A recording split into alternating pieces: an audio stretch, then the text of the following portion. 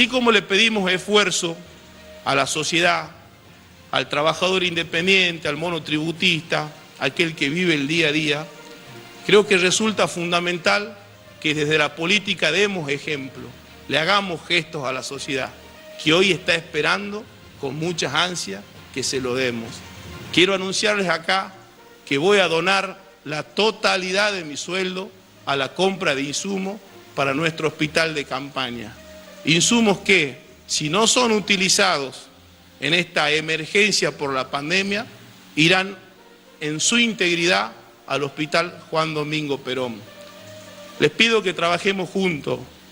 Llegarán momentos de elecciones en donde seguramente nos diferenciaremos con propuestas y con algo tan sano que tiene la democracia como es las distintas posturas de los partidos políticos. Pero créanme que hoy la sociedad nos impone trabajar juntos y en unidad.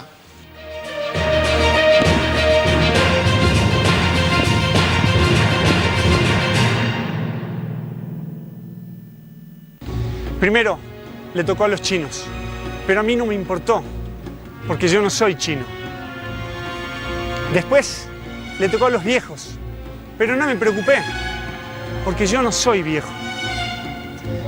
También le tocó a los inmunodeprimidos, tampoco me importó, porque no lo soy.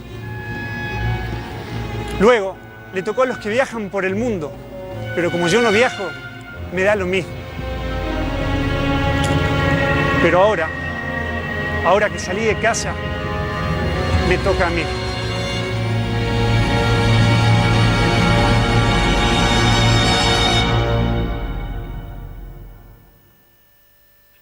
Por eso les digo, mis queridos chiquipíos, a seguir laburando verbú con papas fritas y good show.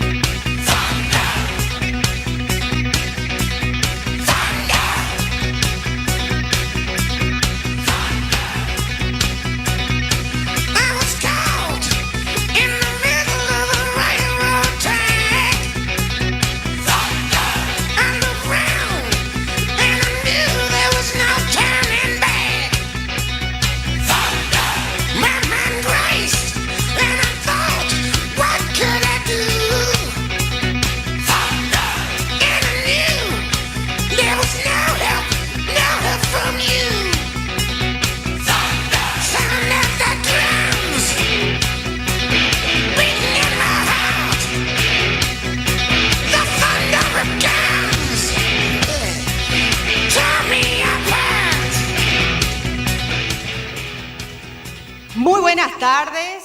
Tengo acople, me bajan el acople, gracias, o cierran la puerta. Arrancamos, ¿cuánto? 6 minutos tarde de las 5 de la tarde, pero estamos aquí firmes, como siempre, en vivo, así que eso tiene un valor agregado, cumpliendo estrictamente lo que sería el protocolo de aislamiento, en la medida de lo posible, porque los periodistas estamos exentos, ¿no? Dentro del decreto del Gobierno Nacional estamos exentos para poder trabajar y llevarles la información a ustedes que están desde el otro lado. Como todos los lunes, aquí desde las 5:30 de la tarde, con personal reducido, invitados reducidos. Ustedes saben que nosotros solemos hacer debates los días lunes. Bueno, no puede ser de esa manera desde hace 2 semanas ya, pero estamos aquí firmes. Hoy gran programa tenemos porque vamos a hablar de lo que se queda. Ya empezamos a transitar la última semana de esta cuarentena anunciada la última vez por el presidente Alberto Fernández. ¿Se va a extender? Es la pregunta. ¿Cómo va a ser este levantamiento paulatino, ¿no? Esta cuarentena flexibilizada que se pretende dar a partir del lunes próximo. ¿Para qué? Y bueno, las empresas, las pymes ya están presionando al Gobierno Nacional porque la situación económica aqueja y por supuesto a toda la sociedad. Más aún a las de los sectores más bajos, a los más vulnerables, que a pesar de haberse visto de alguna manera beneficiados en cierta manera con algunas medidas, de todos modos necesitan ir a trabajar o necesitan salir a buscar un trabajo. No nos olvidemos que Argentina está sumergida en una crisis económica antes de esta gripe mortal. Y no solo eso, el sector de la clase media hasta ahora no ha podido verse beneficiada en algún tipo de medida del gobierno nacional, más allá de que los créditos están accesibles, pero ellos consideran que no es lo más justo para la clase media, para los empresarios, para las pequeñas y medianas empresas, tener que acceder a una nueva deuda a través de un crédito. Hoy vamos a hablar de esto, cómo se prepara la provincia y cómo está hasta el momento en temas de salud, cómo se prepara también la Cámara de Diputados, cuáles van a ser los proyectos en definitiva que vía online van a empezar a discutir, ¿no? Y que tiene que ver precisamente con el tema sanitario y económico, que es lo que hoy en día nos está preocupando a todos los argentinos y por supuesto a los salteños, y los legisladores son los que tienen que empezar a proponer y a dar soluciones desde sus bancas. No solo esta cuestión, sino que hoy vamos a tener dos entrevistados de lujos. Va a estar Ricardo Alfonsín con nosotros vía Skype para hablar sobre qué es lo que se viene en la Argentina después de esta cuarentena, después del coronavirus. ¿Cómo va a estar nuestro país parado después de esta situación crítica? Y no solo eso, la voy a tener a Mabel Bianco, que es una médica feminista, que es una reconocida, prestigiosa doctora dentro del ámbito nacional y también mundial, porque ha sido reconocida entre las 100 mujeres por la BBC con mayor liderazgo e influencia en el mundo. Así que ella va a estar aquí con nosotros para hablar de esta cuestión que tiene que ver con el gran flagelo en ascenso, cuarentena y femicidios. 14 mujeres muertas en manos de sus parejas durante estos días de cuarentena. Así que Mabel Bianco va a tener la difícil tarea de explicarnos si el gobierno actuó o no rápidamente, porque ayer recién salió la medida de que aquellas personas víctimas de violencia recién pueden salir de sus casas para hacer la respectiva denuncia de violencia de género. Esto llegó tarde, no se pudo prever esta situación de las víctimas de violencia de género, no se pudo prevenir de alguna manera en esta sorpresiva cuarentena la situación de los niños que conviven con familiares, con parientes abusadores directos en sus casas. Bueno, esa va a ser la difícil tarea para responder de Mabel Bianco. Y sobre el final del programa, no se pierdan el conmovedor relato de Sonia Bonino, que ella es enfermera naval y participó durante la Guerra de Malvinas. Acaba de contar, y en modo de homenaje, porque el 2 de abril fue el día homenaje de los caídos en Malvinas, vamos a tener una mujer, aquellas que todavía la historia no las reconoce. Yo me voy inmediatamente a saludar a nuestros invitados. Tengo dos acá en el piso. Está el secretario de Salud de la provincia de Salta, Antonio de los Ríos, que ya lo saludo y le agradezco que esté aquí. Está la diputada provincial, Laura Cartruquia, que de alguna manera también con ella vamos a saber cómo va a estar el ámbito legislativo en una situación compleja y de crisis, ¿no? Y lo saludo inmediatamente al diputado provincial del Partido de la Victoria, que está vía Skype y desde Orán, Iván Misó, porque hoy muy temprano él denunciaba a través de las redes sociales que Edesa abrió sus ventanas y sus puertas para que los oranenses vayan a pagar, obviamente, sus impuestos, la luz, sin cumplir protocolo en esa fila para pagar su boleta, en primer lugar, y en segundo lugar, ¿qué les queda para aquellos comerciantes de Orán que les prohíben, que los castigan y que los multan porque abren sus puertas, pero sin embargo una empresa privada del Estado como es Edesa puede hacerlo, ¿no? Le preguntamos a Iván. Iván, ¿cómo estás? Buenas tardes. Vanessa López te saluda. ¿Qué tal, Vanessa? Buenas tardes a la gente ahí en el estudio, a toda la audiencia, un placer estar en tu medio. Bueno, Iván, contame cuál fue la situación concreta que se presentó hoy en Orán ante la apertura de Edesa para que, bueno, la gente vaya a pagar la luz. Sí, tristemente nos desayunamos con la noticia de que la empresa Edesa justamente había abierto sus puertas para que los vecinos vayan, obviamente, a pagar el servicio, ¿no? Sabemos que primero, y algo que hemos tratado de hacer era entablar algún diálogo con alguien que esté en ese momento en la empresa. De hecho, no nos han dejado incluso ingresar a la empresa, nos han mantenido afuera, estábamos junto a la legisladora y a la diputada Jorgelina Juárez, a concejales también del municipio, y bueno, lamentablemente nos dimos con que había un aglutinamiento, un amontonamiento de gente tremendo, y lo más triste de esto es que dentro de lo que son las filas que estaban esperando para pagar, en medio de la intemperie, sin respetar justamente el distanciamiento que exige justamente el protocolo,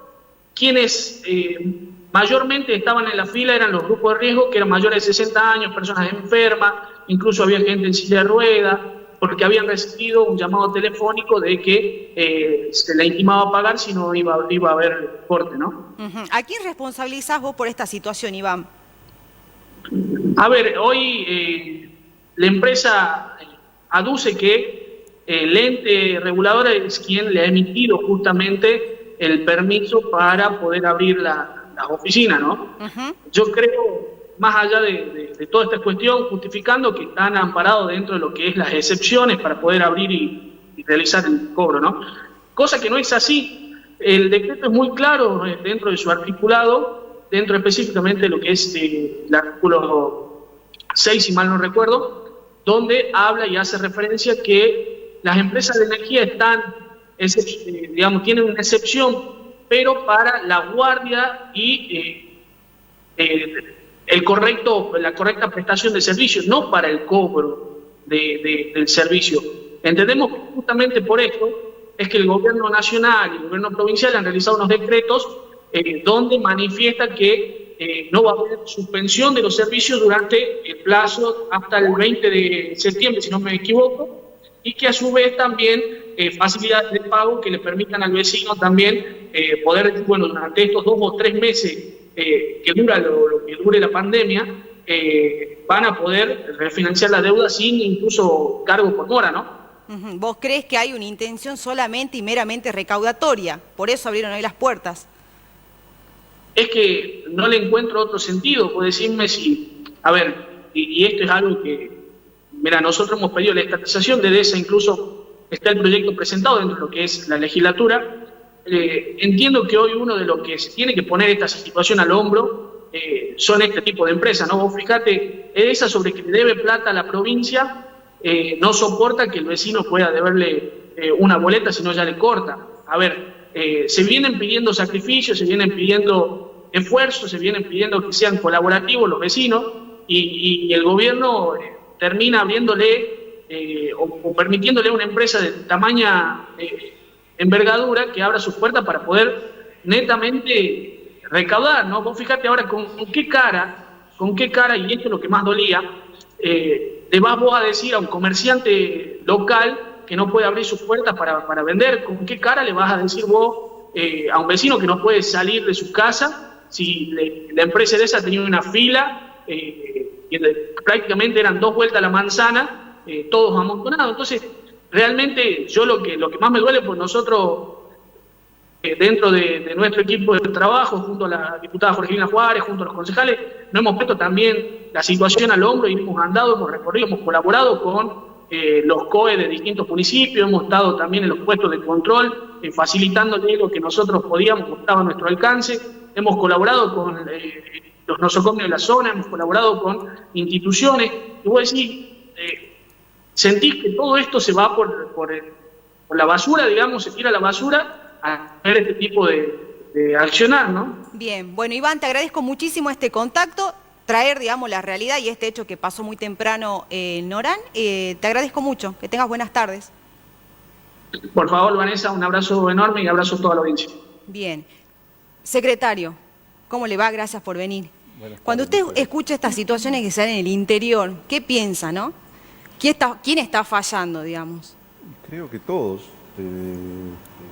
Es importante que la gente siga concientizada de que el aislamiento social es el arma más fuerte que nosotros tenemos contra esta pandemia y en eso nos tenemos que involucrar todos. Así que desde nosotros los funcionarios hasta el último salteño, tenemos que entender que esto es un enemigo un enemigo invisible que lo tenemos presente y que ya nos está rodeando y que está entrando a nuestra provincia. Y cuanto más medidas de prevención tengamos, más efectivo y menos dolorosa va a ser esta pandemia en Salta, ¿no? El tema es que estamos rompiendo con los protocolos, con las medidas preventivas, ya pasó durante la semana pasada con el cobro de los sueldos, ahora con el pago de algunas boletas a servicios de empresas privadas, aparentemente beneficiadas para que puedan abrir sus puertas. ¿Quién controla eso desde el Estado? Desde el gobierno. En este caso, nadie. El ente regulador tendría que estar controlando. Pero ahí no estuvo nadie del ente. Sí, sin duda, ahí no estuvo nadie. Así es. Usted se hace cargo, digamos, como parte del gobierno de la situación. Si tienen que abrir las empresas porque tienen algún permiso, porque son algunos servicios esenciales, tienen que tener las medidas de bioseguridad, el distanciamiento, el alcohol en gel, el uso del barbijo en caso de las personas de riesgo. Esas cosas las empresas saben que lo tienen que hacer, tienen que presentar su protocolo de seguridad. Antonio, ¿cuáles son los números que hoy tiene Salta con respecto a esta gripe? ¿Cuántos son los infectados? ¿Cuántos son los estudios que se enviaron a Buenos Aires? Gracias a Dios todavía seguimos con números muy buenos en Salta y yo creo que tiene que ver con estas medidas que se tomaron. ¿No se están ocultando números, absolutamente, Antonio? No. De hecho que el gobernador tomó el problema en primera persona y no. Hoy tenemos 75 casos sospechosos, de los cuales solo 3 positivos y 60 casos negativos, y hay unos cuantos casos en estudio todavía, que ya se lo están haciendo acá, se lo está haciendo en el Hospital Señor de Milagro. ¿Cuál es la proyección que usted hace después de lo sucedido con los jubilados y con los salteños que fueron a cobrar la asignación universal? No hay una proyección que se pueda hacer claramente. Esperemos que no sea grave, que no haya un brote. Estamos haciendo todo el esfuerzo humanamente posible. La provincia está realmente haciendo muchas actividades para que esto no vuelva a pasar lo que pasó el viernes. De hecho que el sábado ya fue distinto, el domingo ya también, así que yo los invito a todos los salteños que nos sigamos cuidando. Las medidas están siendo efectivas y eso es importante y hay que recalcarlo. Yo siento que ya se rompió la cuarentena, Antonio, por más que acá también me sumo al mensaje concientizador de que nos quedemos en la casa todavía, pero siento que se rompió de alguna manera la cuarentena. Es cierto que hay una necesidad hay cosas básicas que la gente necesita hacer. Hay trabajos que son el día a día y eso es una realidad. Ahora, usted explíqueme, Antonio, si usted tiene una explicación, ¿no? Porque cada provincia tiene una comisión de emergencia, ¿no? En teoría están todos unidos de alguna forma entre nación, provincia y los municipios, de las distintas provincias y de los distintos municipios, para actuar en conjunto. ¿Cómo puede ser que no se haya previsto lo que iba a pasar en el cobro de sueldos? Si no lo vio Nación, no lo vio la provincia, no lo vieron los municipios, no lo vio nadie. Y sí, a ver, estamos en una situación absolutamente nueva en el mundo. Estos errores pero no aplica ni el sentido común, ¿no, Antonio? Y sí, pero bueno, el sábado se corrigió y eso es lo importante, ¿no? Que estamos encima del problema y no hacemos cargo del mismo, ¿no? Claro, el tema son las consecuencias ya de lo que sucede el viernes. Imagina cuántos jubilados había, cientos, ¿no? Sí, ahora bueno, justamente por eso es el hecho de seguir recalcando en la importancia del aislamiento social, el seguir recalcando de que nos quedemos en casa, y ese es el mensaje, ¿no? Yo creo que ese mensaje hoy está dando resultados. Bien. Diputada, ¿cómo le va? Gracias por venir. Por favor, gracias a vos. Usted estuvo al frente del ANSES. Sí. Ahora es diputada. Cuando vio esto que pasó el viernes, la verdad que fue una situación... ¿Qué pensó? Fue una situación totalmente inadmisible y una situación de total irresponsabilidad de los directivos del ANSES. Si bien yo estuve a cargo del ANSES aquí en Salta, también le explicamos a la gente que nosotros desde aquí tampoco no somos quienes tomamos las decisiones, sino que las decisiones se toman en Casa Central, en la Dirección Ejecutiva de Buenos Aires, y vienen los paquetes armados con todas las normativas, los decretos y las medidas por hacer. Por supuesto que fue una total irresponsabilidad del director ejecutivo, porque él tendría que haber previsto esta situación. Los jubilados hacía más de 15 días que no percibían. Obviamente para un jubilado no cobrar 15 días es muchísimo. Con lo cual él tendría que haber articulado, Vanoli debería haber articulado con diferentes empresas, con distintos medios, hacer distintos tipos de operativos, precisamente para que esto no sucediera, para que no sucediera tanta gente en las calles, para que no se rompa de alguna manera la cuarentena y para que todos los abuelos no estén agolpados en las calles, por supuesto tratando de cobrar lo que merecen cobrar, lo que es de ellos, ¿no? Ahora yo, diputada, le planteo esta situación, ¿no? Lo que nosotros vimos el viernes de los jubilados haciendo filas es una constante con coronavirus o sin coronavirus, en eso coincidimos. Sí. Desde las 5, 4 de la madrugada, los viejos haciendo fila en la puerta de un banco. O sea, ya estamos hablando de una situación que preexiste al coronavirus y que nadie le puede dar una solución. Ahora, con el coronavirus se atenúa más la situación porque ponen en riesgo su propia vida. Sí, hay que rever todo. Hay que reverlo todo y hay que rever muchas políticas estructurales con respecto a lo que es ANSES, por supuesto también creo que con respecto a los que son los bancos.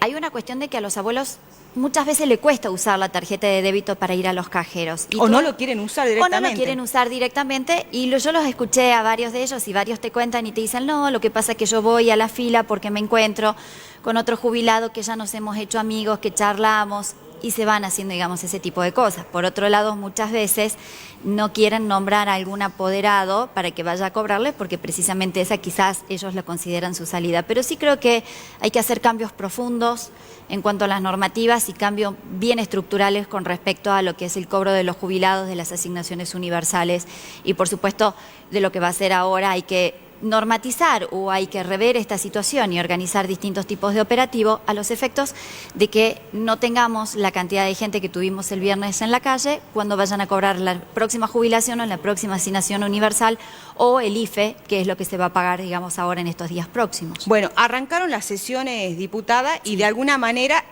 de una forma típica también, de manera online. ¿Usted ya tiene pensado alguna propuesta para esta crisis económica sanitaria de Salta? ¿Desde qué lado hoy los diputados pueden estar del lado de los salteños? Bueno, nosotros venimos trabajando dentro de lo que es el bloque de Salta Tiene Futuro y precisamente esto que contaba mi par, Iván, de hecho nosotros habíamos presentado, bien comenzó la primera cuarentena antes de que se prorrogara, y presentamos una nota al gobernador y a las distintas empresas precisamente para evitar lo que iba a ser la suspensión de los servicios y prorrogar el vencimiento de los mismos. Por supuesto que esto se plasmó a través de un DNU, con lo cual, digamos, también es una situación bastante irregular, si es que el ente regulador les permitió abrir la puerta para que se haga el cobro de servicio. Con lo cual, esto conlleva simplemente a lo que vos decías, es para recaudar fondos, porque la empresa EDESA dijo que si la gente, los usuarios, no podían pagar los servicios, lamentablemente no iban a poder brindar el servicio, con lo cual obviamente que es una situación muchísimo más grave. ¿Usted donó parte de su sueldo sí, nosotros para la situación? En la Cámara de Diputados nosotros creamos un fondo solidario en el cual donamos un porcentaje de nuestro sueldo y que va a ser... ¿Cuesta mucho donar todo el sueldo, diputada? No, lo que pasa es que hay muchos diputados que viven de su sueldo y no tienen otro tipo de ingresos. Entonces eso también es una realidad que quizás pero es un no mes, todo... Imagínese que muchos salteños viven con 20.000, 15.000 o 10.000 pesos por mes, lo que prácticamente serían 10 meses, 6 meses de un diputado. O sea, como que no modifica mucho la realidad del diputado un mes que dé todo su sueldo. No, bueno, esta fue una decisión del gobernador que lo hizo también junto con sus ministros y con sus secretarios de Estado y una decisión del presidente de la Cámara de que fuera solamente un porcentaje. Bien. Antonio, ¿está a la altura de las circunstancias hoy el Ministerio de Salud, el gobierno de la provincia de Salta ante esta situación? Estamos trabajando mucho, sí, sí. ¿Qué está faltando, cree usted, desde su punto de vista? Tiempo. Ojalá esta pandemia nos dé el tiempo que nos falta para terminar de organizarnos. Hay toda una logística muy grande en toda la provincia. En cada hospital de la provincia hay un comité de crisis, hay un comité de ONCOE que está organizando cada región. ¿Usted viaja al interior? Sí, sí, viajo mucho al interior, conozco la realidad de toda la provincia y ojalá, como hasta el día de hoy, tengamos unos días más para poder estar lo mejor preparado posible, ¿no? Bueno, voy a ser un poquito más puntillosa con usted, porque yo soy así nomás de jodida, Antonio, para que me explique esa logística. Antes lo voy a saludar al defensor del pueblo de la ciudad de Salta, Federico Núñez Burgos, que él precisamente el viernes informaba sobre una carta que le estaba mandando al presidente del Banco Central. Ante esta situación, yo quiero saber además la cantidad de denuncias que han surgido en la Defensoría del Pueblo ante lo sucedido durante estos días. Federico, ¿cómo estás? Buenas tardes, Vanessa López te saluda. ¿Qué tal, Vanessa? Buenas tardes, ¿cómo están? Sonido, y yo lo escucho bien. Bueno, Fede, comentame la situación de la Defensoría del Pueblo en esta situación de gripe mortal y quiénes han sido los salteños que ya se han acercado a denunciar y qué tipo de denuncias se han hecho. Bueno, mira, efectivamente nosotros actuamos más bien de oficio cuando vimos la situación. Creo que estábamos todos esperando que las autoridades de aplicación, digamos, tomen las medidas correctas y bueno, porque se venían haciendo las cosas bastante bien, tanto en el orden nacional como los organismos públicos que estaban trabajando en esto. Y bueno, cuando vimos realmente la situación de las filas y bueno, y que el cronograma desbordó y no estuvo bien planificado, nos parecía importante actuar. Inmediatamente nos comunicamos, como bien decías, con el Banco Central, que en última instancia es el que tenía la responsabilidad de organizar el cronograma de pagos junto con ANSES. Y bueno, lo que surgió a la tarde de todo eso tiene que ver con estos cronogramas que se fueron haciendo escalonados. Mira, Vane, nosotros entendemos también que hay poca difusión de un mecanismo muy útil de punto de extracción, se llama. El Banco Central autorizó que los bancos privados puedan habilitar a los cajeros automáticos para sacar dinero sin el uso de la tarjeta de débito. Esto es muy importante, pero en nuestra provincia está muy poco difundido. Lo que tienen que hacer las personas es comunicarse con el banco. Estos bancos les van a dar un código, ingresan el código en cualquier cajero automático conjuntamente con su número de documento y pueden hacer extracciones de dinero sin necesidad de tarjeta. Y lo otro que veíamos es que tuvieron los bancos privados, sobre todo, 15 días para organizar de alguna manera esta situación y bueno, y efectivamente no se tomaron los recaudos, o por lo menos no se tomaron los recaudos como esperábamos todos, ¿no? Lamentablemente, bueno, esperemos no tener que sufrir ninguna consecuencia en la salud de las personas, pero bueno, obviamente estuvimos todos expuestos y sobre todo nuestros adultos mayores a una situación muy delicada y muy complicada, ¿no? Bueno, como Federico encuentro el segundo responsable. Acá Laura, la diputada provincial, decía el ANSES, ¿no? En primer lugar. Sí. Y vos decís, Federico, bueno, el Banco Central porque conoce el cronograma de pagos, ¿no? Sí, a ver, a mí me parece realmente que ANSES es muy importante que ANSES active, digamos, nuevamente su funcionamiento. Nosotros hemos sido muy ¿Para vos no está funcionando el ANSES, Federico? No está funcionando a la altura de las circunstancias, evidentemente. Vane, fíjate que nosotros tenemos en ANSES la habilitación. A ver, los primeros días ANSES dejó de funcionar en la atención presencial, que uno lo puede llegar a comprender por el riesgo a los trabajadores y por el riesgo, por supuesto, hacia los beneficiarios. Pero después de 15 días y con la posibilidad de prorrogarse, siendo la ANSES el principal organismo de la asistencia social en nuestro país, no puede mantener todavía sus puertas cerradas. Muchos reclamos nos han llegado a nosotros de que la atención por el número de teléfono 130 es imposible porque justamente se informa de que por la situación de emergencia no están atendiendo y la página web estaba colapsada, excepto lo que tiene que ver con el IFE, el ingreso familiar de emergencia. Entonces no podía entender que todo el recurso de ANSES informático se había dispuesto para que el IFE funcione bien, pero bueno, ya una vez que estaba normalizada la situación del IFE, yo creo que es fundamental que ANSES Central, en este caso en la cabeza de Vanoli, comience a tener respuestas mucho más inmediatas a los beneficiarios. Si no vamos a atender personalmente, bueno, tienen que habilitarse más personal en las líneas telefónicas, tiene que ponerse un call center a la altura de la dimensión y de la envergadura que tiene el organismo, porque indudablemente hay mucha gente que necesita del organismo para para realizar sus actividades, para renovar sus claves, para actualizar sus domicilios. Entonces es fundamental, y esto está saliendo en un tuit nuestro esta misma tarde, digamos, un pedido a Vanoli de que comience a activar nuevamente los canales alternativos de ANSES como corresponden. Hoy la página web de ANSES es bastante fácil de ingresar, por suerte está funcionando bastante bien, pero no permite hacer más trámites que lo que tiene que ver con el ingreso de emergencia. Y esto, digamos, uno lo puede entender por el volumen y porque la urgencia está puesta en el IFE, pero también es importante que ANSES determine un cronograma de acción para que pueda dar respuesta a los beneficiarios que en este momento necesitan canales de comunicación urgentes con ANSES y que se los pueden brindar, porque el sistema de atención telefónica de ANSES es una plataforma muy fuerte, la plataforma web de ANSES es una plataforma muy importante y que es necesario que se active para dar respuesta a los ciudadanos. Bien, Federico, te agradezco muchísimo este contacto, te deseo que tengas buenas tardes. Muy amable, hasta luego. Hasta luego. Laura, el vicepresidente del Banco Central decía durante el fin de semana, justificándose de que ante una situación excepcional o extraordinaria como la que se dio con el cobro de los sueldos, bueno, pueden pasar situaciones extraordinarias también, como ha sido la aglomeración de los jubilados. ¿A vos te parece una respuesta acorde? No, la verdad que no. También leí unas declaraciones del titular del ANSES, donde dice que si la gente hubiese estado adentro de los bancos no se hubiese visto la fila afuera.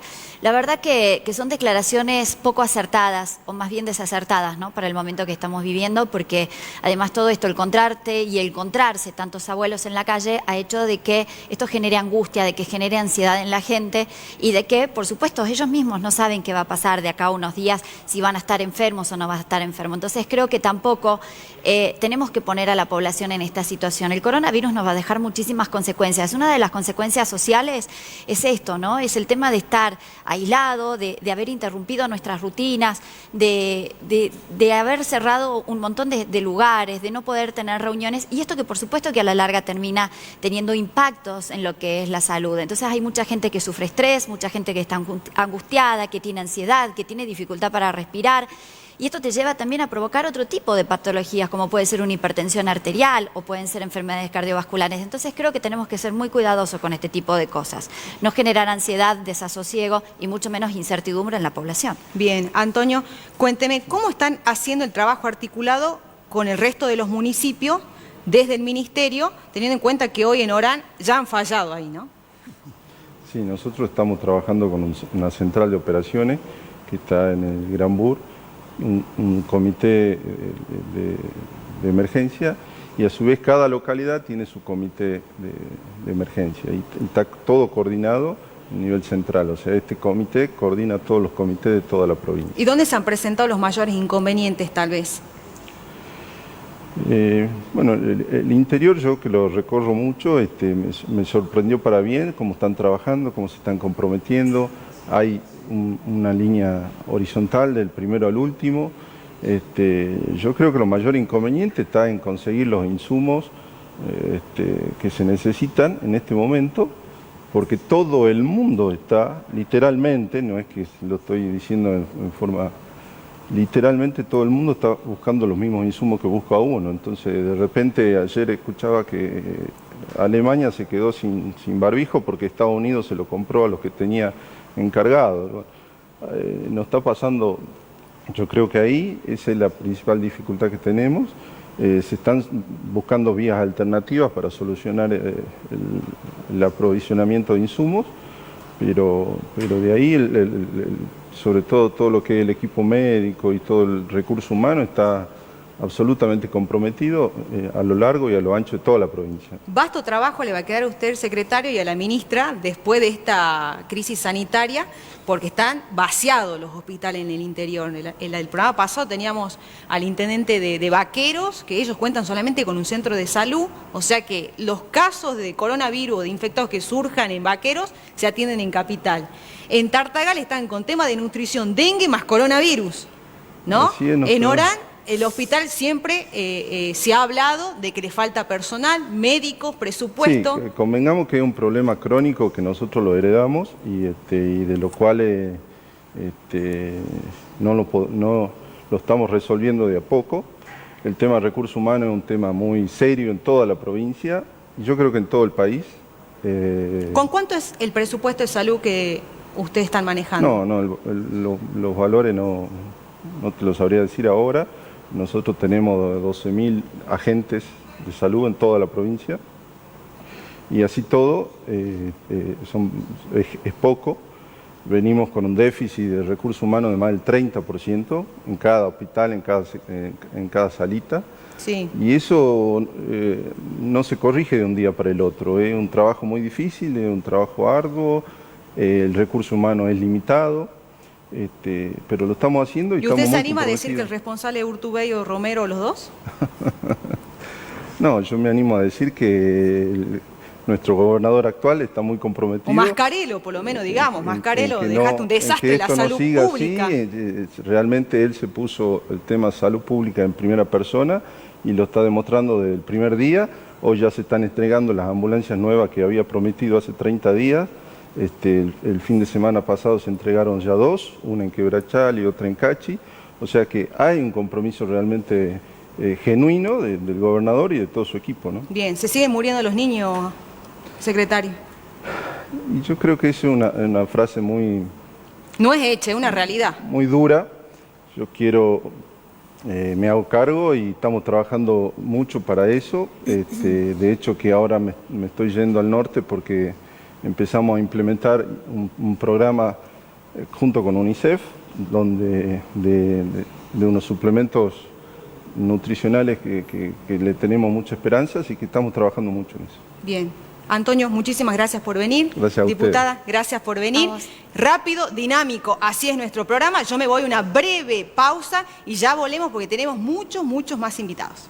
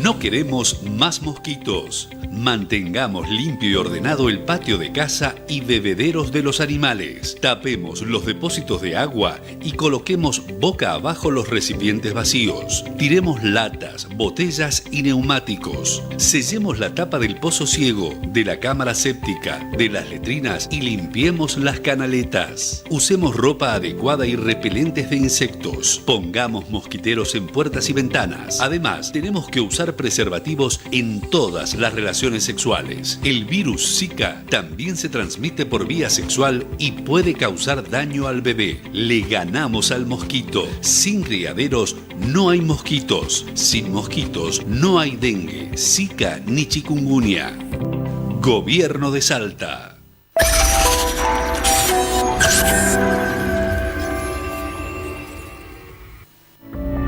Nos toca enfrentar un momento difícil y cada uno tiene una responsabilidad.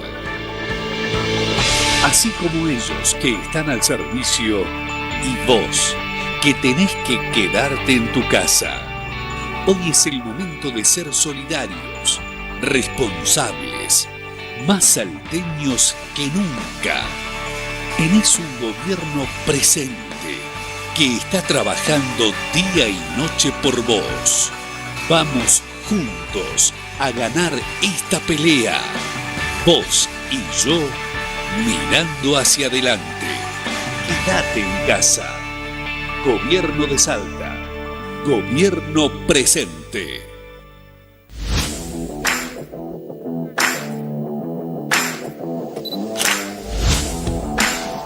El medio ambiente no tiene filtros, lo cuidemos.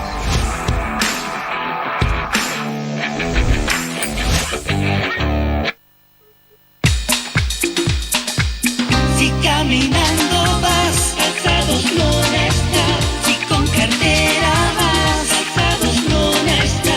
Si en la escuela estás, Calzados Lona va.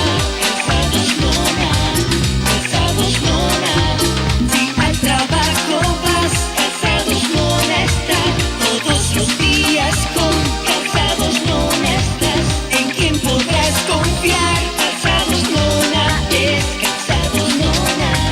Calzados Lona, Calzados Lona.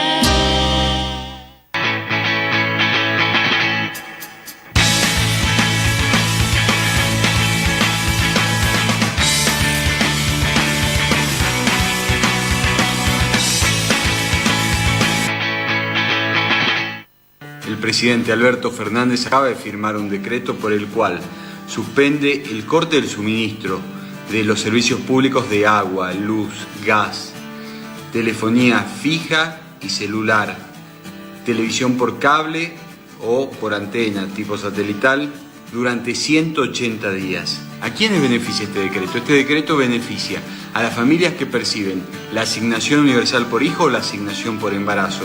También a aquellos que tienen una pensión no contributiva por hasta 33.750 pesos, jubilados, pensionados y trabajadores registrados que cobren hasta 33.750 pesos y monotributistas sociales. También beneficia a instituciones de bien público, a microempresas y a instituciones de salud públicas o privadas.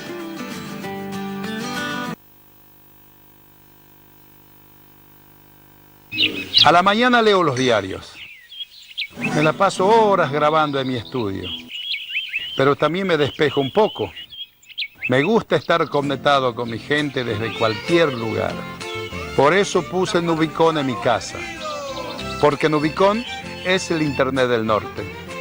Y junto a ellos puedo seguir manteniendo las tradiciones. Nubicom. Somos Internet.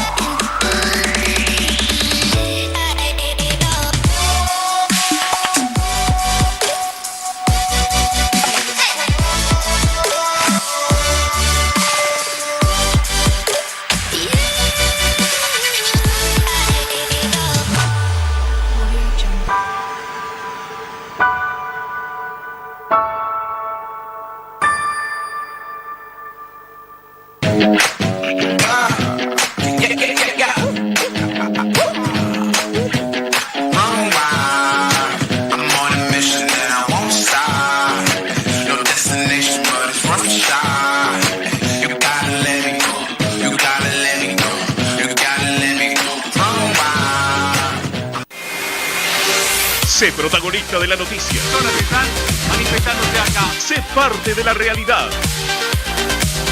Señor, aquí vamos. Envíanos tu denuncia o noticia por WhatsApp al 3874 19 50 70. Tomás Arias y Sanguibar. 3874 19 50 70. En 10 TV y vos. Juntos, día a día.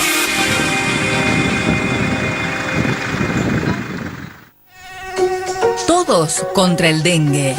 Desde la municipalidad trabajamos para que juntos eliminemos los criaderos de mosquitos. Tira todos los recipientes que contienen agua, latas, botellas, neumáticos, bidones cortados, trozos de plástico y lona. Da vueltas baldes, palanganas, tambores, vacía portamacetas, bebederos y todos los recipientes que acumulen agua. Mantener los patios y jardines desmalezados, destapa los desagües, coloca mosquiteros en ventanas y puertas. Usa repelente. Hagamos entre todos una ciudad segura. Gobierno de la ciudad.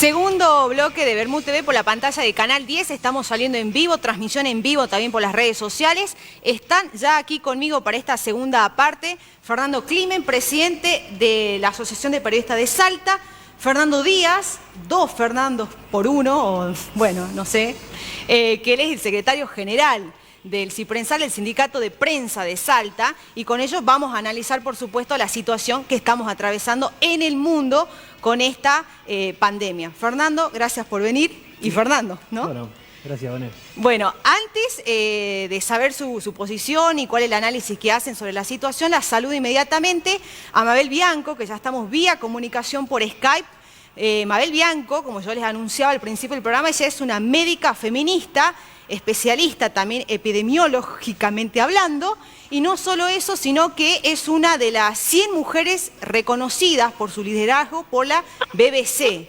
De alguna manera, Mabel Bianco marca hace 40 años de su carrera una impronta muy grande en cuanto a defensa de los derechos reproductivos de las mujeres, niñas, niños y adolescentes. Mabel, ¿cómo estás? Buenas tardes, Vanessa López te saluda. ¿Qué tal? Buenas tardes, Vanessa, ¿cómo estás?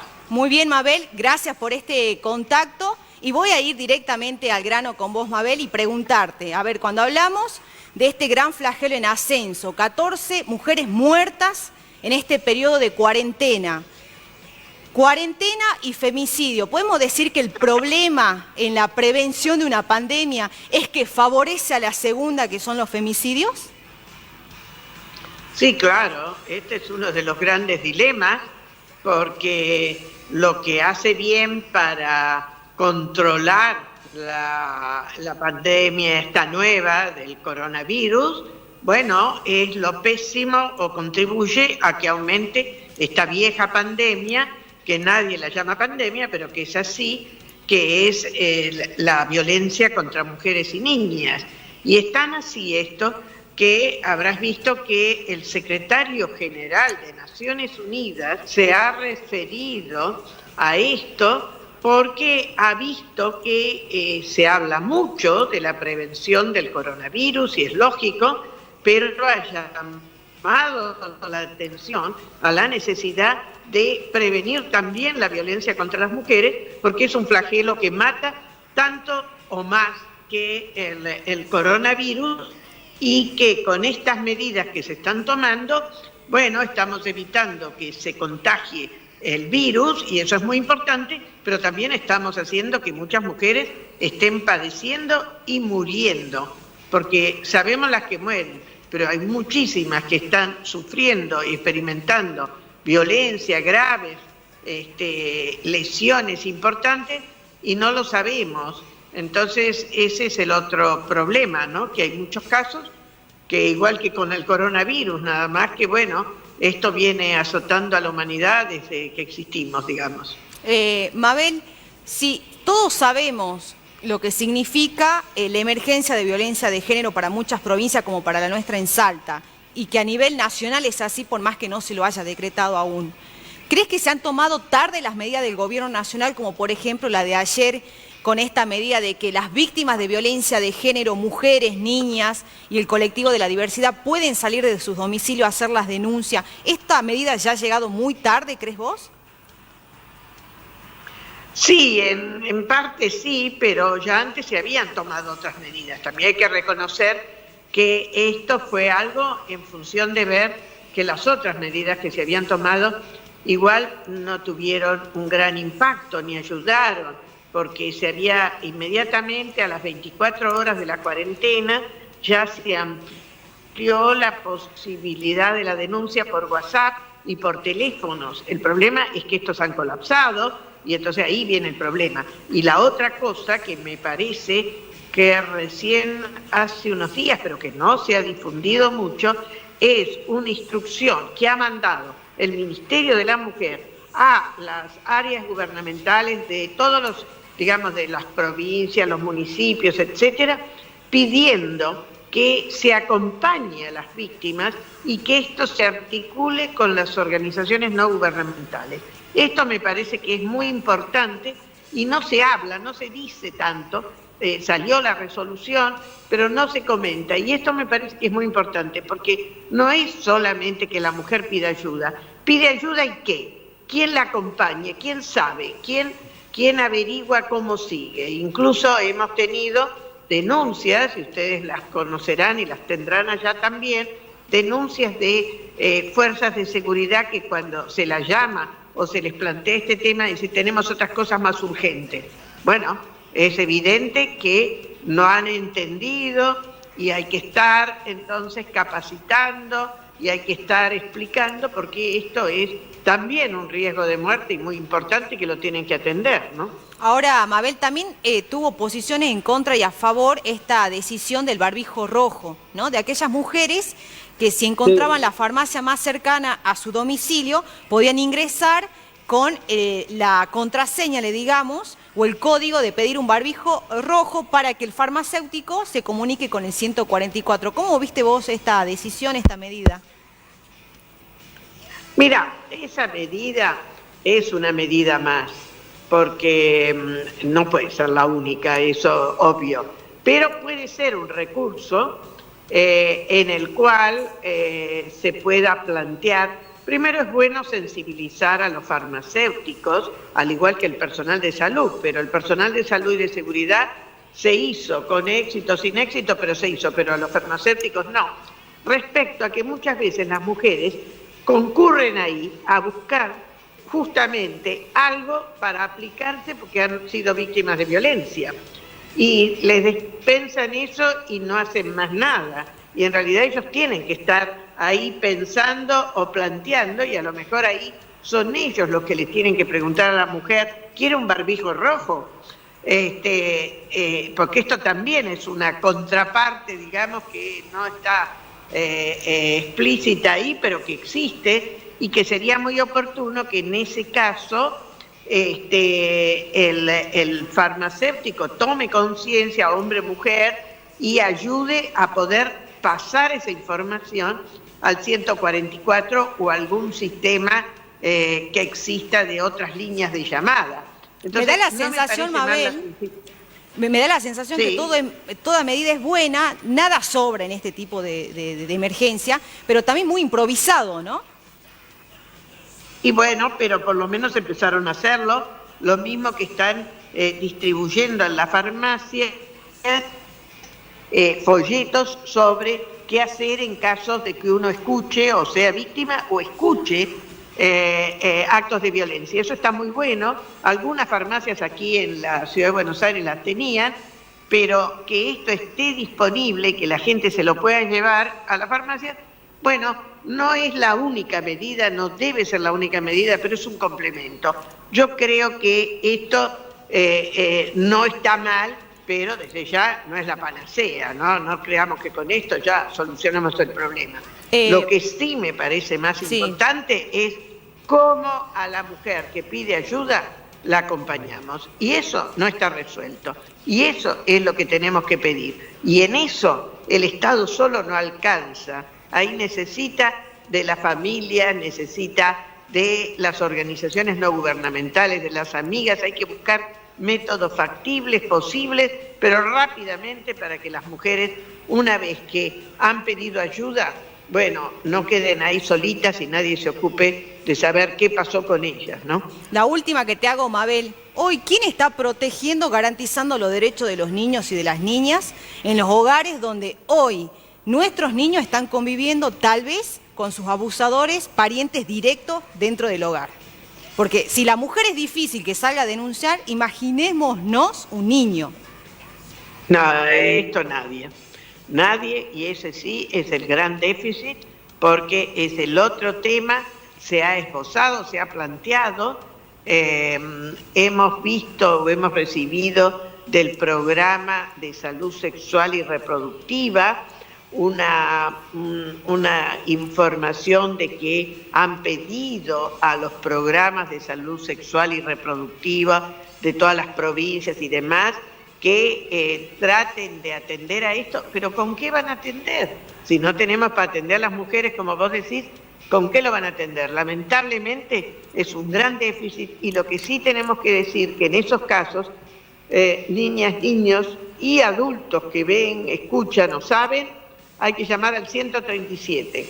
Bien. Tampoco es una línea, wow, digo, de que está siempre y todo, pero es otra línea, es una línea específica y es otra forma de pedir ayuda, pero es mucho más difícil y eso no está encarado como vos has dicho, la verdad, y esto existe y demasiado. Recordemos que según UNICEF, 1 de cada 5 niñas y niños vive alguna forma en su niñez de abuso sexual.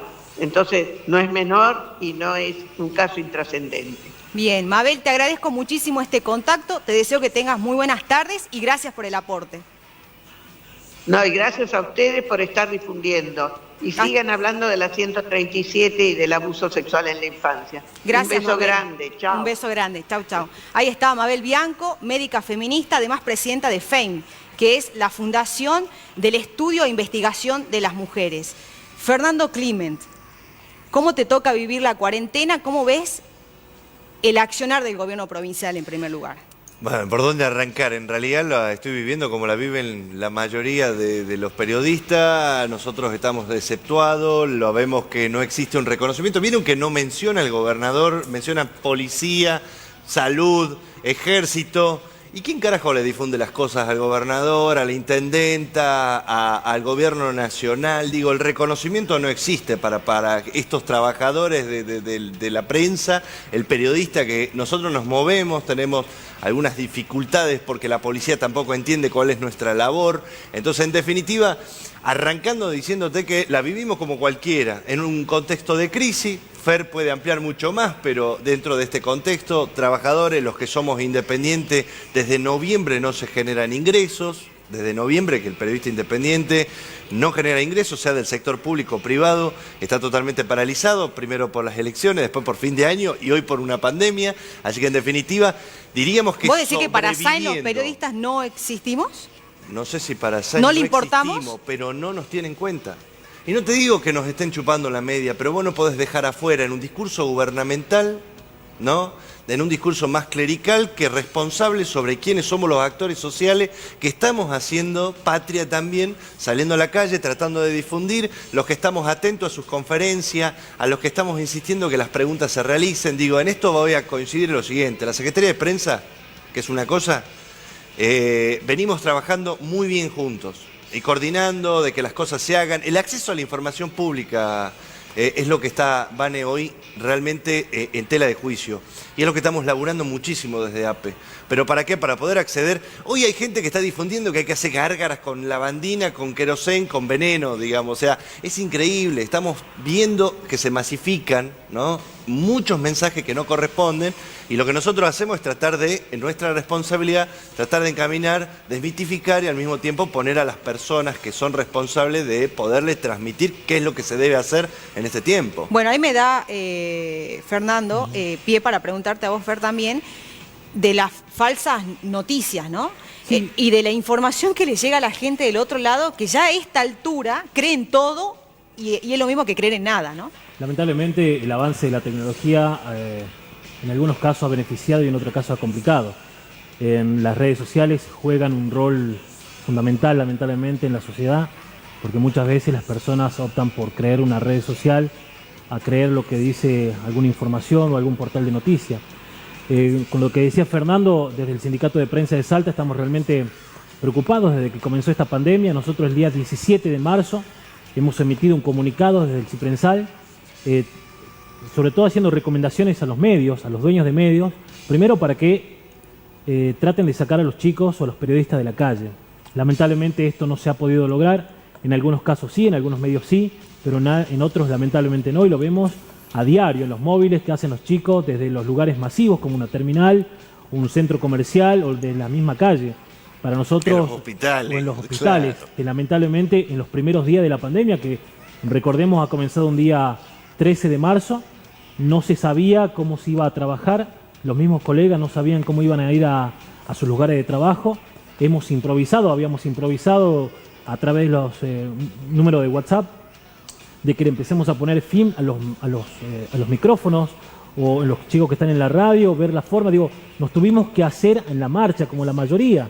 Nosotros hemos pedido desde el sindicato a los dueños de medios, primero que respeten al trabajador, que se hagan cargo de su trabajador, porque lamentablemente el nivel de informalidad y de precarización laboral que existe en los medios de Salta es realmente alarmante, preocupante y repudiable, porque esa es la palabra, repudiable, porque no se respeta al trabajador, no se lo ve al trabajador de prensa como un laburante más, se lo ve como un favor o un pibe que hace una nota o que hace algún programa de radio. Y la verdad que eso nos molesta muchísimo. Así que nosotros hemos largado una recomendación, hemos pedido a los dueños de medios directamente que no saquen a los chicos a la calle. En algunos casos se ha cumplido, en otros casos lamentablemente no. Bien, ahí te interrumpo, Fernando, para saludarlo inmediatamente, que ya está vía comunicación Skype y sigo con ustedes. Estoy hablando del dirigente de la Unión Cívica Radical a nivel nacional, Ricardo Alfonsín, a quien saludo inmediatamente. Ricardo, ¿cómo está? Buenas tardes, Vanessa López lo saluda. Buenas tardes, Vanessa, ¿cómo le va? ¿Me escucha bien? Muy bien, fuerte y claro, Ricardo, por suerte.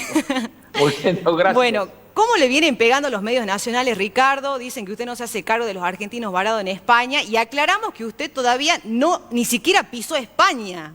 Sí, claro. Yo creo que saben que yo no estoy en España porque además no soy embajador todavía. Claro. ¿Lo hacen a propósito entonces, Ricardo? Yo creo que sí. Yo creo que sí. No es raro. Varias veces me han estado pegando porque yo he tenido posiciones muy distintas a las que tuvo mi partido con relación a estos 4 años, ¿no? Yo he sido muy crítico, constructivo, muy responsable, muy consecuente con mis ideas. No pretenderán que yo defienda cosas en las que no creo. No lo voy a hacer a eso, nunca. Bueno, y algunos se enojan, porque no coincido con ellos. ¿Y con quiénes no coincide puntualmente, Ricardo? Bueno, yo coincido con las ideas de la Unión Cívica Radical. Yo soy radical por las ideas, no por la marcha o por los colores, que son símbolos, pero son símbolos de las ideas. Yo soy radical por las ideas. Y bueno, si mi partido cambia de ideas, tendré que preguntarme realmente. ¿Usted qué piensa, Ricardo, de los cacerolazos, ¿no? Que ha sido noticia por lo menos unos días, esto de promover que todos los funcionarios, toda la política done totalmente su sueldo para la causa? Usted lo leí en un Twitter en contra. ¿Usted cree que lo promueve el PRO a esta situación? Yo no. En primer lugar, distingamos los cacerolazos de la propuesta. Los cacerolazos fueron contra la política y en particular contra el gobierno. Sí.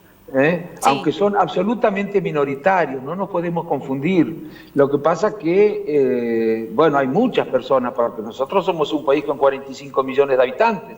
Se imaginan que si el 10%, el 5% de los argentinos se ponen a cacerolear, son 2,5 millones de personas casi, ¿no? Y por supuesto fueron muchos menos, pero lo de los cacerolazos es inexplicable realmente. Es un país subdesarrollado culturalmente, subdesarrollado políticamente.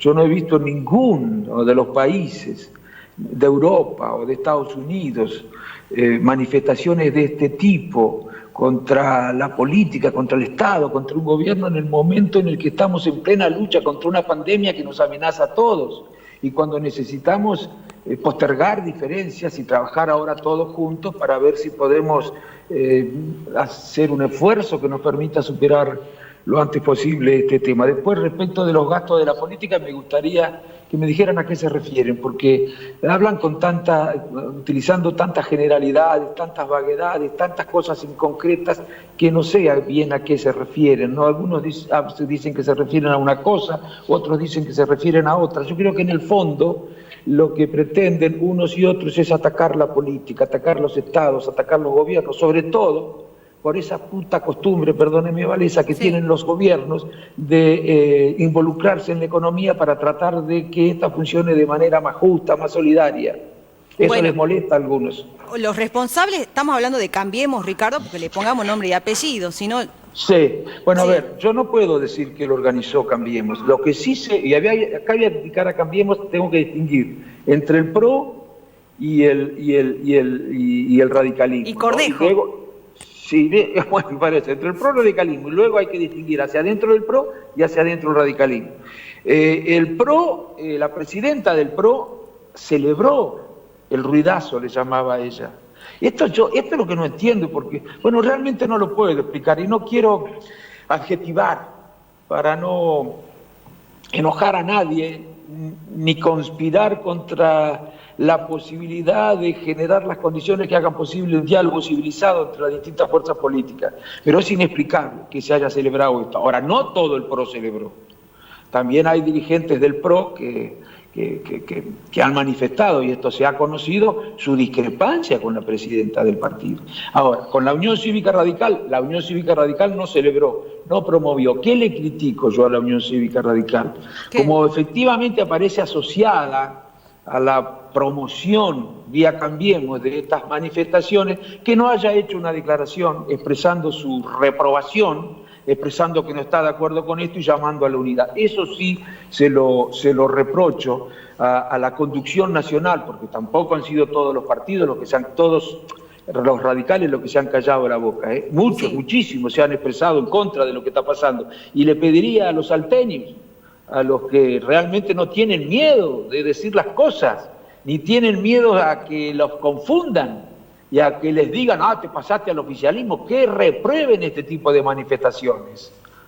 Ricardo, esto, sí. ¿Usted se quedó dolido, digamos, con la actitud que tomaron muchos radicales, y en sí hasta el radicalismo, si lo ponemos en la figura de su presidente Cornejo, cuando usted decide acompañar o apoyar la gestión de Alberto Fernández? No, yo no estoy dolido por eso. Yo estoy dolido con mi partido, porque acompañó la gestión del PRO, porque es así, que es una gestión en la que se aplicaron políticas, programas que no representan nuestras ideas, exactamente las contrarias. Y a mí que no me digan que no. Yo fui 8 años diputado con los mismos legisladores.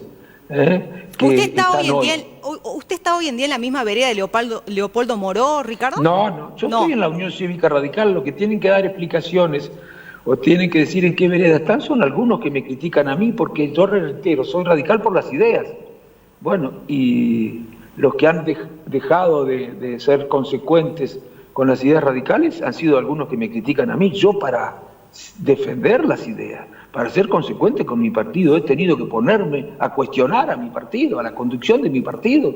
El que diga que esto no, yo le decía a Vanessa, que no me lo diga a mí. Yo fui 8 años diputado, yo sé las cosas que nosotros acompañamos durante este año como partido, con críticas mías, desde luego. ¿Y qué decíamos sobre estas cosas nosotros? Que no me lo digan a mí, porque yo no soy una persona que ando diciendo una cosa por otra. Yo digo las cosas como son, y las discusiones las he dado dentro de mi bloque. Cuando era diputado, ya no soy, no quise volver a hacerlo, en 2 ocasiones, ni en el 2017 ni en el 2019. Y también me ofrecieron una embajada y dije que no, por supuesto. Ahora, Ricardo, ¿para usted el kirchnerismo ha representado el gobierno más corrupto de los últimos años? No, mire, yo no hago juicio sobre lo que tiene que pedirse la justicia. En serio, yo soy respetuoso de la independencia del Poder Judicial. Yo no soy periodista, yo soy un político y tengo que tener mucho cuidado de no hacer nada que pueda interpretarse como una incorrecta interferencia en las funciones del Poder Judicial. Necesitamos una justicia independiente, eso sí, y para eso es necesario modificar el Consejo de la Magistratura, y el partido lo venía reclamando desde el año 2006. Sin embargo, gobernamos desde el 2015 hasta el 2019 y no hicimos nada, nos olvidamos de reclamar sobre eso. Bien, yo le quiero preguntar, Ricardo, ¿cómo ve a la Argentina después de esta crisis sanitaria y después de este coronavirus? ¿Cuál es el país que se viene? Y mire, ya la Argentina el 10 de diciembre del 2019, cuando asumió Alberto, era muy difícil, mucho más difícil que la del 2015. Y eso es así objetivamente. No podemos negar la realidad. No podemos ponernos una venda en los ojos y no advertir qué es lo que venía ocurriendo. Todos los indicadores socioeconómicos que existían en el 2015 y que fueron los que hicieron que el Frente para la Victoria perdiera las elecciones, están mucho peor. Estaban mucho peor en el 2019, mucho peor. No solo no habían mejorado, habían empeorado. Sí. Con una pobreza de más de casi 40%. Bueno, la cosa ahora es peor por el coronavirus, no porque se hayan tomado decisiones equivocadas. Las decisiones que se empezaron a tomar a partir del 10 de diciembre, y yo también sé de esto porque soy radical y he nacido en un hogar radical y bien radical, son decisiones que hubiera tomado la Unión Cívica Radical en una circunstancia parecida. Ricardo, así que tendría que acompañarlas el partido, ¿no? ¿Usted coincide en que con esta crisis de esta gripe mortal está muy afectada la clase media nuevamente, digamos, la pequeña y la mediana empresa, que hasta el momento los créditos son para endeudarse más, dicen muchos de ellos? Sí, como está afectada la clase media y lo que no es la clase media. Sí. Por supuesto, los que no sufren tanto las consecuencias son los sectores más poderosos económicamente, si ustedes quieren la clase alta, pero la clase media y la clase trabajadora, los jubilados, todos están muy afectados por esto. Por eso necesitamos el esfuerzo de todas las fuerzas políticas, reclamando juntas a todos los sectores económicos que están mejor ubicados, que se encuentran en mejor condición, una cooperación y una colaboración mayor que la que normalmente tienen. Todas las fuerzas políticas deberían reclamar esto. Sin embargo, bueno, algunos frente a los reclamos que se hacen desde el gobierno, en lugar de acompañarlos, salen a diferenciarse. Eso desde mi punto de vista está muy mal para un político. Ricardo, Fernando Climen, un colega, un periodista que está aquí en el piso, le va a hacer también una pregunta. Bien, gracias. Ricardo, ¿cómo estamos? Vos es que a mí me llama mucho la atención de que cuando uno hace estos pasos y hace un poco de ruido, quizás para más que nada para la población salteña, el pensar en un radical dentro de nuevamente un espacio kirchnerista o peronista, ¿no? Es como que hace un poco de ruido. Digo, dentro de esto que decías recién de ser objetivo, de ir y decir las cosas como son, no todo es color de rosa. Algo le estás viendo al gobierno nacional que está fallando y eso sería por un lado. ¿Qué le estás viendo al gobierno de Alberto Fernández? Y segundo, otra cosita es, ¿qué opinás de esto de que Alberto Fernández haya considerado, después de varias declaraciones que incluso se han escuchado a través del tiempo, de que los Moyano y Hugo Moyano es un sindicalista ejemplar? Mira, yo en primer lugar, yo no estoy en el oficialismo. Yo soy radical y creo que lo he demostrado. Si por el radicalismo entendés ideas, si entendés un conjunto de principios que a su vez se traducen en programas. ¿O qué es el radicalismo sino que una maquinaria electoral? Que un año defiende unas ideas y otro año defiende las contrarias. No, eso no es el radicalismo. Yo nunca entendí el radicalismo. Tendrá que explicar lo que durante estos años defendieron políticas que nada tienen que ver con nuestra historia, ¿por qué se dicen radicales? Yo creo que van a empezar a cambiar pronto. Después, la otra cuestión, que nada, que yo no que voy a criticar, claro que voy a criticar cada vez que tenga que opinar sobre una cosa que no es correcta. ¿O acaso no lo hizo durante estos 4 años? ¿Qué estás viendo hoy? ¿Qué estás viendo hoy que no está funcionando?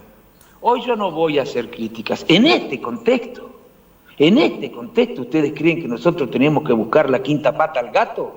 Ya llegará el momento de discutir. Pero les digo más, desde el 10 de diciembre yo no he visto que se tomen decisiones que sean distintas a las que hubiéramos tomado los radicales. Bien. Y a eso yo también sobre lo Hugo sé. Moyano no me queda claro. Al final, Hugo Moyano, ¿usted coincide con Alberto Fernández, que es un... Mire, yo soy amigo de Hugo Moyano. Ajá. No salgo a comer ni nada, pero tengo una buena relación con él, como la que debe tener un político con todos los dirigentes que son elegidos por los trabajadores para que los conduzcan. Y no hago opiniones de orden personal, yo hago opiniones de tipo político. De orden personal las hago personalmente, pero no a través de los medios de comunicación. Fernando, otra pregunta. Ricardo, buenas tardes. Fernando Díaz, ¿cómo ve el comportamiento de la clase política ante esta situación? Perdón, que no lo escucho. ¿Cómo ve el comportamiento de la dirigencia política, más allá del oficialismo, en esta emergencia sanitaria nacional y mundial? Bueno, yo le digo, algunos los veo más pensando en términos, en función de especulaciones electorales, incluso muy tomados por el rencor algunos, como si tuvieran dificultades para digerir la derrota electoral, pero no todos en el PRO, ni todos en el radicalismo. Creo, le decía recién, a mí no me parece muy responsable celebrar. Eso, mire, es de un país de quinta, andar celebrando lo que pasó con los cacerolazos. Y además ustedes lo vieron, porque no era un reclamo que se hacía en tono de propuesta para aportar, no era que se estaba haciendo una propuesta que aspirara a resolver el problema, no, era con odio que se hacía eso. Ustedes han visto por la televisión, yo los he visto. Sí. Las cosas que decían, acordándose de las madres de los políticos. Bueno, y que eso se celebre, bueno, ya nos va a ir. Si eso fuera mayoría, gracias a Dios, así nos va a ir. Así, después nos agarramos la cabeza. Ahora necesitamos siempre cometer un error para aprender. No podemos aprender sin cometer errores. Claro, cuando la dirigencia política celebra estas cosas, es más difícil que la ciudadanía en general sea capaz de evitar errores sin necesidad de tener que cometerlos. Ricardo, o de aprender, sí. No, ya lo voy interrumpiendo para ir cerrando la entrevista. Tengo otra entrevista. Hizo catarsis, Ricardo, y yo por la duda le voy poniendo filtro, ¿me entiendes? Tengo miedo. ¿Qué más pueda decir con esta verborragia que está usando en la entrevista? De todos modos, ha sido muy claro en cada uno de sus conceptos y le agradezco el contacto que ha tenido y la gentileza con nuestro programa aquí desde Salta. No, gracias, Vanessa, y a los muchachos que están ahí en el estudio. Cuídense todos, quédense en casa, cuídense que nos cuidan a nosotros también. Igualmente, Ricardo, muchas gracias. Bueno, ahí estaba Ricardo Alfonsín, hizo catarsis. Bueno, me quedó clarísimo. Siempre lo hizo.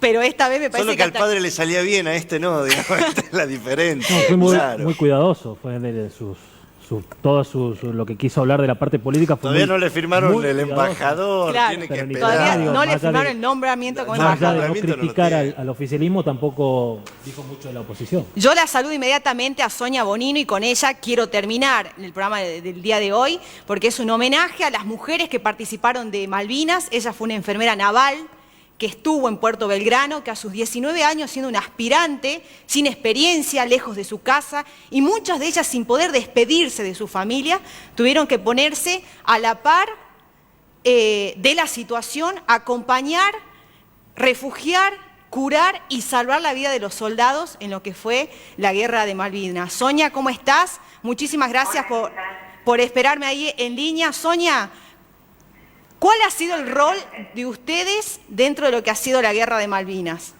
¿Cómo? ¿Cuál ha sido el rol que ustedes han cumplido y que consideran que no han sido reconocidas hasta el momento? Nosotras fuimos aspirantes navales, ingresamos en el año 81, juramos la bandera el 20 de junio y en el año 82 nos sorprende como a toda la sociedad el conflicto bélico. Éramos estudiantes en ese momento y iniciábamos segundo año de enfermería, nos mandaron a vestir de uniforme de enfermera y a cobijo de las enfermeras que ya eran enfermeras civiles recibidas, trabajábamos a la par de ellas haciendo tareas a las cuales no estábamos preparadas académicamente. Anímicamente creo que no estábamos a la altura en todo el país, pero nunca se había vivido una guerra, por ende estábamos todas bastante inexperimentadas, además. Pero la falta de experiencia y la falta de conocimiento teórico hacía que sentíamos que era más desidia lo que hacíamos. Pero Sonia, estuvimos donde nos ordenaron, éramos militares antes de ser enfermeras, cumplíamos órdenes como militares. Sonia, te pregunto, ¿por qué la historia crees que todavía no las reconoce? Que esto es cada 2 de abril, es seguir insistiendo en hablar de las enfermeras que estuvieron en Malvinas, que estuvieron en Puerto Belgrano. ¿Por qué esa falta de consideración hacia ustedes? Primero que tenemos un país patriarcal, ¿no? En ese momento yo creo que las mujeres que fueron reconocidas, las reconoció el ejército y las reconoció aeronáutica, las que fueron al conflicto en sí, a las instrumentadoras quirúrgicas y a las enfermeras, la enfermera que pisó el suelo de Malvinas, fueron reconocidas como veteranas. En mi caso creo que no nos reconocen desde el lugar de la Armada Argentina, porque tendría que decir la decida de parte de ellos de utilizarnos como mano de obra barata porque éramos estudiantes y teníamos nada más ni nada menos que la vida de los combatientes de Malvinas en nuestras manos. Fue mucho en la carga. Y yo creo que por eso no pudo la Armada ni el Estado reconocer nuestra parte en el conflicto. ¿Ningún gobierno, Sonia, las llamó, las convocó? No, llegamos hasta el Ministerio de Defensa, donde nos entregaron la medalla del Bicentenario. Eso fue el máximo que llegamos, pero el reconocimiento de la Armada no nos llegó. Sí tenemos los certificados que nos avalan que fuimos estudiantes de enfermería en esa época. Sí tenemos los testimonios incluso de los combatientes de Malvinas, a los cuales fueron nuestros pacientes, y nos reconocen en la sala y porque éramos diferentes incluso en el vestir con las enfermeras civiles. Sí. Teníamos un uniforme completamente diferente, con las jinetas del primero, segundo y tercer año, cabo segundo en comisión y cabo principal en comisión. Ahora, Sonia, hubo mujeres que también fueron enfermeras que terminaron lamentablemente en el suicidio, como muchos excombatientes. Sí. ¿Cómo ha sido pelear esa propia guerra que han tenido ustedes? Lo que sucedió fue que muchas... yo seguí en la carrera, ¿verdad? Yo seguí, me recibí en el 83, después me fui de baja de la Armada a los 3 años. Fue difícil, fue muy lindo volver a la democracia, de la mano de Alfonsín, fue respirar un aire diferente, pero la gente no nos vivía así. Vio como que nosotros, todos los que usábamos uniformes, era como que éramos genocidas, nos metían todos dentro de una misma bolsa y sin saber que habíamos estado exactamente del lado opuesto, curando a nuestros excombatientes. Hoy sabemos que hay gente que sigue pensando que todos los militares que fueron a la guerra no tendrían que haber vuelto. O sea, se siguen pensando cosas muy crueles de los militares. Sonia... No todos los militares que estuvimos en posición de defender un lugar ni de defender una ideología, y no tuvimos... Hubo muchas personas de las cuales no teníamos decisión, pero nosotros decidimos estar del lado de enfermería y lo hicimos como se nos había ordenado, como militares que éramos. Sonia, te hago la última pregunta. Si hoy tenés la oportunidad de juntarte con Alberto Fernández, ¿qué le dirías con respecto a la reivindicación que están luchando? Nosotros necesitaríamos ser vistas por la sociedad como fuimos, bien, no fuimos víctimas porque fue algo que elegimos, pero tampoco nos mandaron a la casa. Así que me gustaría que tuviéramos de alguna forma participar, como que la guerra no es solamente de hombres. También estuvimos nosotros, hicimos nuestro aporte, y cada uno de los veteranos que tienen la medalla púrpura, el herido en combate, llevan nuestra impronta. Sabemos que en esa medalla está nuestro trabajo, nuestra labor, nuestro sacrificio. Hicimos con mucho cariño y lo volveríamos a hacer incluso conociendo este final, ¿verdad? Sonia, te agradezco muchísimo este contacto. La verdad que es una historia y un relato importante. Yo tuve la oportunidad de entrevistar a otra compañera tuya que fue enfermera en su momento y que al mes de la entrevista después me enteré que se había suicidado. Es muy fuerte y muchas, yo creo que ni siquiera tuvieron la posibilidad de elegir estar ahí, ¿no? Porque eran menores de edad. Pero bueno, es una parte de la historia que se desconoce, que los argentinos todavía no la visibilizamos mucho más, y para eso están todavía ahí ustedes, para recordarnos que hubo mujeres que estuvieron también poniéndole el hombro al país. Sonia, muchísimas gracias por el contacto. Bueno, muchas gracias a ustedes. Hasta luego. Siempre. Hasta siempre. Bueno, Fernando Pordós, los despido. ya terminamos. Bueno, se hizo demasiado corto el tiempo. Gracias por venir, Fernando. No, gracias por la invitación. Fer también. Nos reencontramos el próximo lunes. Ustedes ya saben, a partir de las 5:30 de la tarde pueden revivir nuestro programa en la transmisión en vivo, que ya está en las redes sociales, que estuvo todo el tiempo. Así que si más tarde no hacen nada porque no están haciendo nada, nos pueden volver a ver. Que tengan un buen día.